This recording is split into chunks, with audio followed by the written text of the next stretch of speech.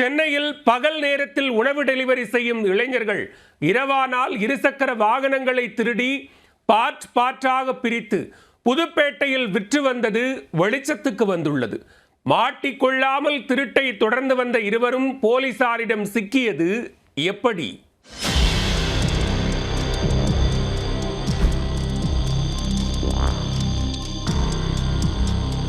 மூளைக்கு மூளை பைக் திருடர்கள் பதுங்கி இருந்து நேக்காக திருடிச் செல்லும் சம்பவங்கள் நாளுக்கு நாள் அதிகரித்து வருகிறது. திருடப்படும் வாகனங்களை தனித்தனியாக பிரித்து தடம் தெரியாமல் விற்கும் நெட்வொர்க்கும் கட்டுப்படுத்த முடியாத அளவுக்கு பறந்து விரிந்துள்ளது. பைக் திருடர்கள் மீது போலீசார் எடுக்கும் நடவடிக்கைகள் திருட்டை தடுக்க தீர்வாக அமையுமா?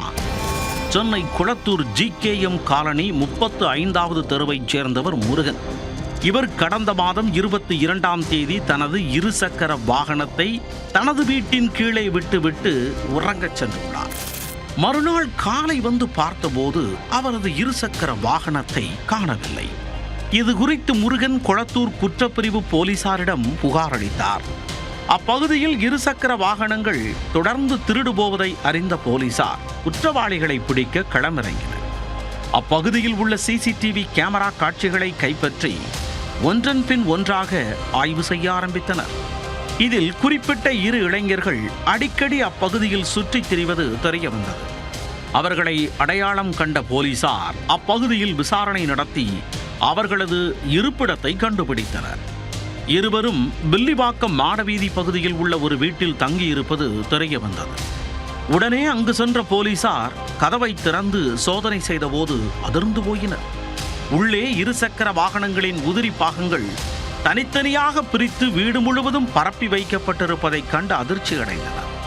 இரு இளைஞர்களும் வீட்டில் இல்லாத நிலையில் அக்கம் பக்கத்தில் விசாரித்த போது அவர்கள் உணவு டெலிவரி செய்யும் வேலை செய்வதாக கூறியுள்ளனர். தொடர்ந்து நடத்திய தேடுதல் வேட்டையில் ராஜமங்கலம் 2வது தெருவைச் சேர்ந்த சைத்தன்யா என்கின்ற சோனு மற்றும் குளத்தூர் சிவசக்தி நகர் பகுதியைச் சேர்ந்த ரமேஷ் ஆகிய இருவரையும் கைது செய்தனர்.